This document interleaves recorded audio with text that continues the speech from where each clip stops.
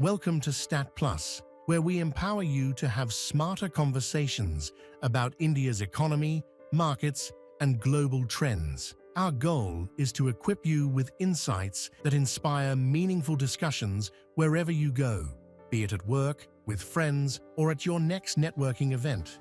In today's video, we're diving deep into a fascinating topic: rebalancing India's wealth, the two-phase shift in household asset allocation. Let's explore how Indian households are transforming their investment strategies and what this means for the future of wealth distribution in the country. In recent years, India has witnessed a significant shift in household investment patterns, as revealed by the Economic Survey 2023-24. Over 20% of Indian households are now actively participating in equity markets, with the number of investors registered at NSE nearly tripling to 9.2 crore between March 2020 and March 2024. This surge in retail participation is reflected in the direct holding value of 36 lakh crore rupees and mutual fund holdings of 28 lakh crore rupees. Collectively, Indian retail investors now own approximately 14% of the total market capitalization, which translates to about 64 lakh crore rupees, considering India's total market cap of $5.5 trillion. While this growth is impressive, it's important to view it in the context of overall household assets. Indian households' equity holdings represent about 23% of their total financial assets, but only 7% of their net assets. Financial assets include liquid investments like stocks, bonds, and bank deposits, while net assets encompass both financial assets and physical assets such as real estate and gold. This stands in stark contrast to developed economies like the United States, where households allocate a much larger portion of their wealth to equities. The higher equity participation in the US can be attributed to factors such as a more mature financial market, better financial literacy, and a long-standing culture of equity investing, often facilitated through retirement plans like the 401k. The asset distribution of Indian households differs significantly from their US counterparts. Real estate, 45% in India versus 33.2% in the US. Gold, 21% in India versus 1.1% in the US.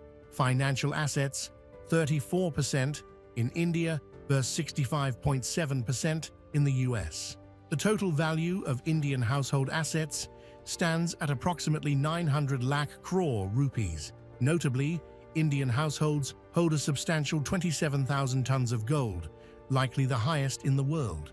This is even more remarkable considering that this figure excludes holdings by temples and other non-profit institutions. This preference for gold as a store of value is deeply rooted in Indian culture and economic history. Looking ahead, we anticipate a two-phase shift in asset allocation among Indian households. The first phase involves a transition from non-financial to financial assets.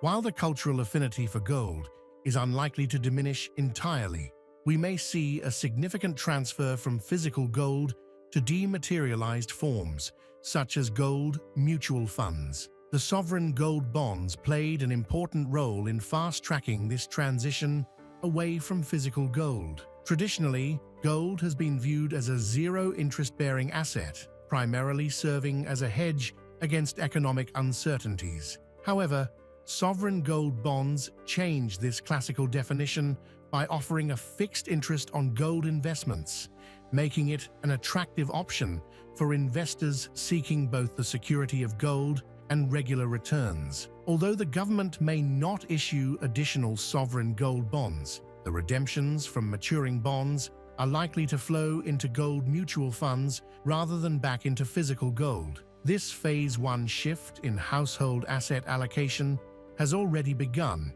in the real estate sector.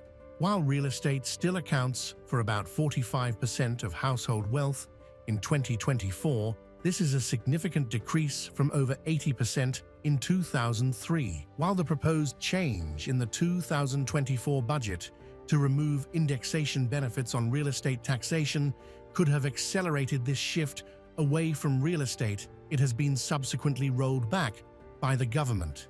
In conclusion, India is witnessing a gradual but significant transformation in household asset allocation. In a future post, we'll explore the second phase of this asset class shift, which involves further redistribution within the financial assets category. And there you have it, a comprehensive look at the changing landscape of India's household wealth allocation.